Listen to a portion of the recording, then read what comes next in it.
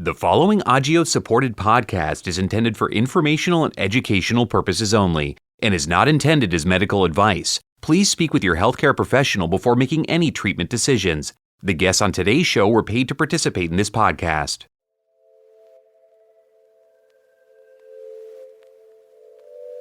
Welcome back to Just Listen, Voices of PK Deficiency. I'm your host, Dr. Rachel Grace.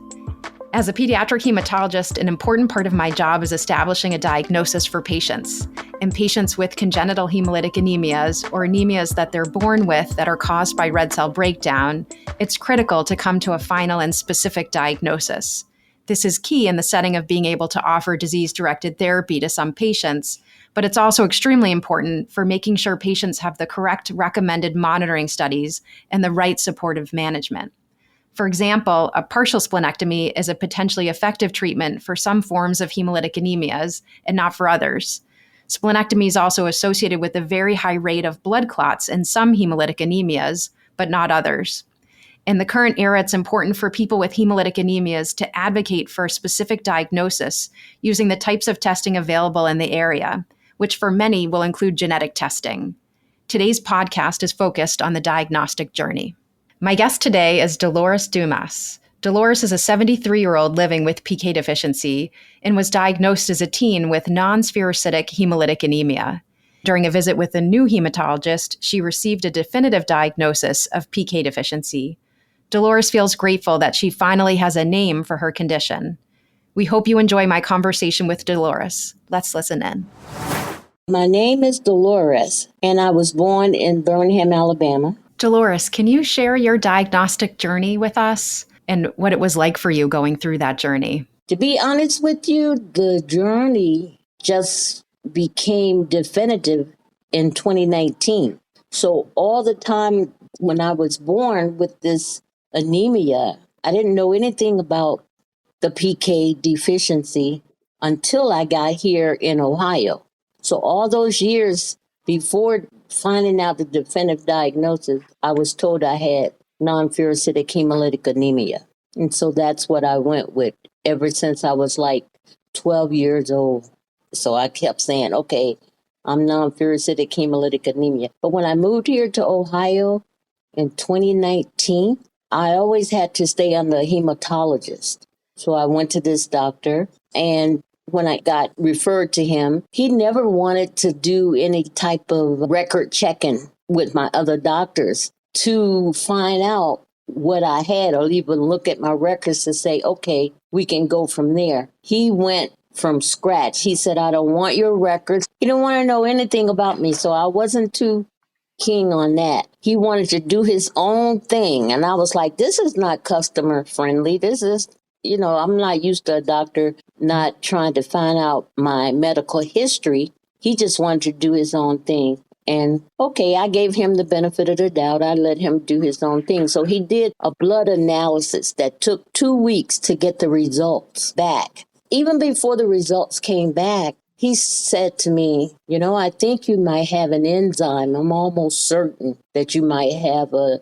enzyme deficiency. Now, this without doing any testing. I guess it was just his medical educational guess that he thought I might have this.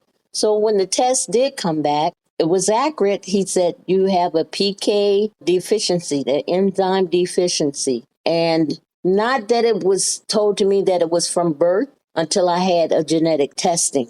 The genetic testing solidified everything to find out that I had pyruvate kinase deficiency is what they call it. So I was like, oh, good, I got an answer. I know what I have. Now I don't have to say when I go to different doctors or tell them that I have non-spherocytic hemolytic anemia. That is a type, but that's not the diagnosis. So I was pretty happy to find out. It took like over 60 years before finding out that I had this PK deficiency, 60 some years. How do you balance providing information about PK deficiency with maintaining hope and optimism for the future? I never gave up. I didn't have the energy like a normal human being would have, but I just never quit. It was almost like being in a race and you just keep running till you get to the finish line. And I worked. I've always worked. So balancing, I worked, I did. I kept my house together. So I just did everything like a normal person. I never gave in to the disease, even though sometimes it would knock me down or shut me down, but I just never gave up. Can you share a personal story or an example of how you've managed the uncertainty of PK deficiency within your family? With my family, I shared it with my son. But with my son, since I'm here with him and we live in the same state, I've shared with him so he understands more of my health wise. And so he's in tune to it. But lately here with going to the doctors, taking these blood tests every once a month now, they were having me to come every 2 weeks. But then I was like, okay, no, can we just do this thing once a month? Because I'm feeling better. I have energy. So to keep check on my hemoglobin and see how it is, maybe once a month. So now they have me coming once a month. But letting my son know how I feel is mostly important to me, more so than my family, because everybody in my family on a different level, they're like hypertension. I'm the only one in the family with the PK deficiency. My son, he doesn't have it. What are some common emotions that children may experience when they have a parent with PK deficiency, and how can they manage their feelings? My son, he's pretty headstrong, pretty strong, okay? More like a positive person. He's concerned. He want to know how I'm doing, but as far as going through an emotional state, no, he carries it well. Even my grandkids, they are there because I've talked to them about it. So they pretty much even keel about it. It's no big emotional. It's just positive. Positive energy, and that's how they are. I might get a little, but they don't see it. Sometimes I have gotten a little down with this in the beginning, but it's all positive now. Agios is a biopharmaceutical company that's fueled by connections with patient communities, professionals, partners, and each other. Building on these connections and the company's unmatched leadership in the field of cellular metabolism, Agios is pioneering therapies of genetically defined diseases, a broad group of rare and more common diseases that are typically severe and life-threatening. Near term, Agios is focusing on advancing a clinical pipeline of medicines for hereditary hemolytic anemias. To learn more about PK deficiency, visit knowpkdeficiency.com. That's knowpkdeficiency.com. What is the role of genetic testing in diagnosing PK deficiency, and how does it contribute to a more accurate understanding of the condition? Now, the genetic testing was, I would say, perfect for me because I never thought of having a genetic test. When you're born, you just think, oh, I got something from my father or from my mother. But the genetic testing made me think that it just didn't come from one parent.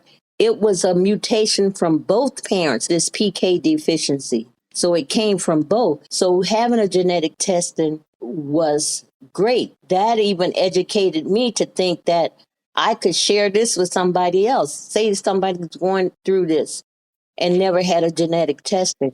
How would they know where it came from or what parent it came from? So it made me feel pretty good to know that it was from both parents, but both of my parents are deceased. So growing up as a kid, there was no genetic testing from the parents.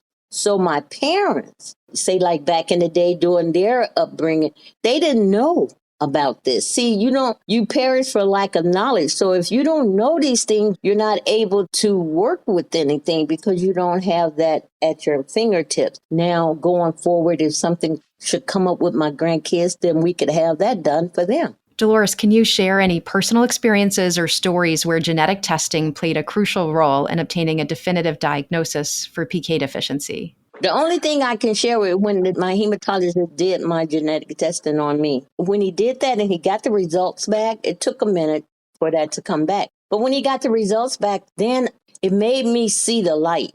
It made me say, oh, okay, now I understand. This did come strictly from when I was born. When I was born as a baby, I had this from birth, and there was nothing done about it for over 60 years. And the only reason I think nothing was done about it is because during those times of the years, medical technology was not advanced as it is now. No doctors that I've ever dealt with ever thought about PKD, the technology. They didn't think about that. I don't even think it was really out there during that time. But I know for me to take 60 some years to find out that's what happened. And I've always been on a hematologist all my life. But thank God for genetic testing. Now you know that you can, even as a patient, you can do a little bit more with your health by suggesting things to the doctor that the doctor may do. Even if they don't go down that route, you may be able, by being advanced in the knowledge, to share that with the doctor. Because a lot of doctors don't really suggest genetic testing. A lot of doctors don't suggest this test that this doctor did for me in 2019. What steps can individuals and families take to become effective self-advocates in the context of rare diseases like PK deficiency?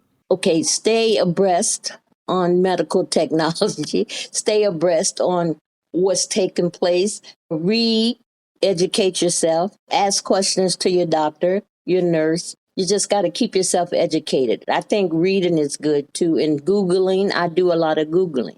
This helped me. So this is how I learned about pretty much all of it, is by reading, by Googling. That's how I stayed up on it. And I think that's a good thing, because it's not every day that you're going to talk to the doctor. So you have to self-educate yourself. And Google is one way of doing it. If you can't do it that way, then go to the library, read books, medical books in the area of that deficiency or whatever your illness may be. Do the library thing. What advice would you give to someone who may feel overwhelmed or unsure about how to advocate for themselves or their child with PK deficiency? The advice that I would give, that I gave to myself too, was you have to take a breath. You have to get the understanding of what's going on with your body. And you do that through communicating with your doctor. And just stay calm and stay hopeful and pray. Everything that I went through was over before I got to the PKD. The only thing that I experienced was being tired. But even that did not put me in a panic mode. It just, you get frustrated because you're tired of being tired. But then even though you might get frustrated, I would tell a person to just be patient, pray. And so despite all the symptoms and the difficulties I live with, even with the hemolytic crisis and the hospitalization, I was never one to feel sorry for myself. I was always optimistic.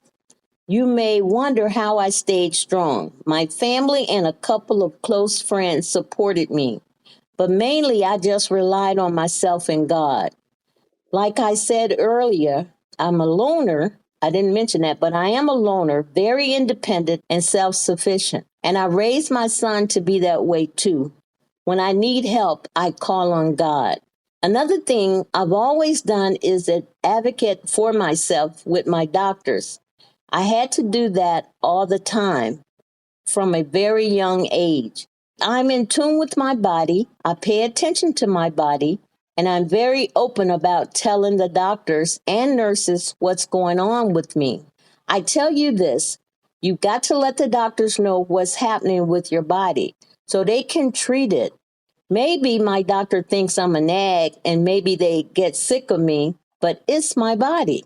And the only way they can help me is if they know what's going on with me. I'm not afraid to question my doctor. I do it all the time. We all have to help each other. We're all human. We're a team and we're in this together. And lastly, my advice to other people living with PK deficiency is, first of all, to know your body. Be in tune with your body from head to toe. Pay close attention to what's going on with it. Also, keep track of your symptoms. Write down when something happens to you so you can be effective in telling the doctors about it. Keep track of things and keep records. They can't treat you correctly if you don't have all the information. When it comes to making a decision about your care, don't just let your doctors do everything. Educate yourself about your condition. Ask for explanation about the test they want to run and the medicine they want you to take. Ask if you need genetic testing. Don't be afraid to share your opinion about a diagnosis or your treatment. You need to share, talk, and communicate so you can get the care you need. Finally, don't give up hope. I've always hoped that someday I would get a definitive diagnosis, and now that's what I have. I'm very happy about that. Thank you for listening to my story. Thanks for listening to Just Listen, Voices of Pyruvate Kinase Deficiency. Don't forget to hit that follow button in your favorite podcast app so you don't miss an episode. Share the show with members of the PK deficiency community. And if you'd like to learn more about PK deficiency and see what resources there are to support people impacted by PK deficiency, visit knowpkdeficiency.com. That is knowpkdeficiency.com. Thanks for listening. I'm Dr. Rachel Grace, and we look forward to talking with you again.